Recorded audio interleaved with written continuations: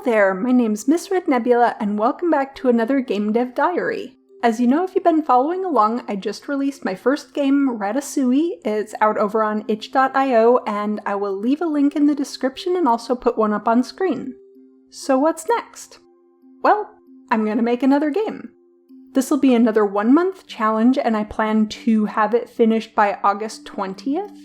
And just after that, I'm planning to participate in a community game jam that's being organized by the likes of Brackies and another fellow called Blackthorn Prod that I've been following.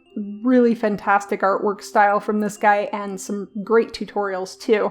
And then a few other game developers as well. I'll leave a link to that one down in the description just in case anybody else out there is interested in giving it a shot. That game jam is going to be going on for 1 week. I believe the dates are August 24th through the 30th. A little bit shorter of a time span than what I'm used to doing, so that'll be really interesting to see if I can make it. A lot of game jams have a much shorter turnaround time than that, which I'm definitely not ready for. I mean, some of these are like 2 days. There's no way. But in any case, what am I working on now?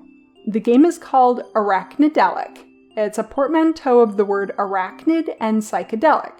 If you've been following along for any length of time, you might have noticed that I like spiders, and in fact, I like a lot of creepy crawly critters. So I figured I'd make a game about a creepy crawly critter. The game's going to be an endless runner, fairly straightforward in its design, but I do want to have a more heavy focus on the artwork since really I'm an artist first. An endless runner is one of those types of games where your character just keeps moving and then you have a certain amount of control to be able to dodge obstacles or try to catch collectibles coming towards you.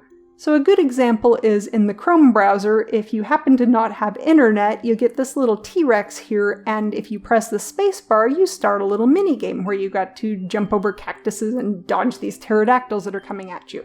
So that's an endless runner. My game will incorporate multiple lives, the levels will have an increasing difficulty, and you also get a higher score multiplier on higher levels, and there will be a high score system.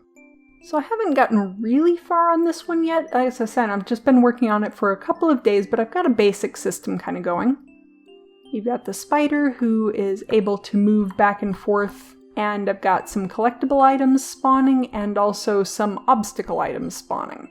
Right now the collectibles are being collected. As you can see, the obstacles don't actually do anything, so if I run over that it's not going to hurt me or anything. For the collectibles, you can see that right now the score is coming up down here, but there's nothing else really happening on screen just yet. I did want to push my use of object pooling a little bit further, and in this case I've got 3 different types of objects that are being pooled, which is the obstacles, the wall in the background, and then the collectible items are all separate object pools. And what that actually looks like in practice is this, where you see that the wall itself is just a series of separate walls being slowly pushed down, and then each of these items are being spawned as a new wall comes up. These up here are my different spawn points, and that corresponds with where the spider can actually move on the screen.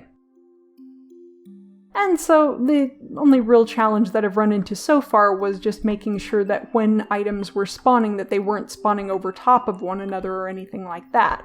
That you get one of these collectibles every couple of lines, and the obstacles are every 3 lines, and that when those do in fact correspond with one another, that the collectible item didn't spawn over the top of one of the obstacles or vice versa. I did do a little bit of artwork so far. The spider has what's basically going to be the finished design, but then I do obviously want to animate her. And then the background is not where it's going to be just yet. For the collectibles and stuff, I'm just using sprites from the standard Unity assets for the moment, and those will be replaced with other things as time goes on. And that's it for this one. Feel free to like or comment, and if you want random updates from my little world of art and gaming, subscribe. If you enjoy what I do and are interested in supporting the channel, check out my Patreon. A big thank you to my current patrons. That's all for now. Bye!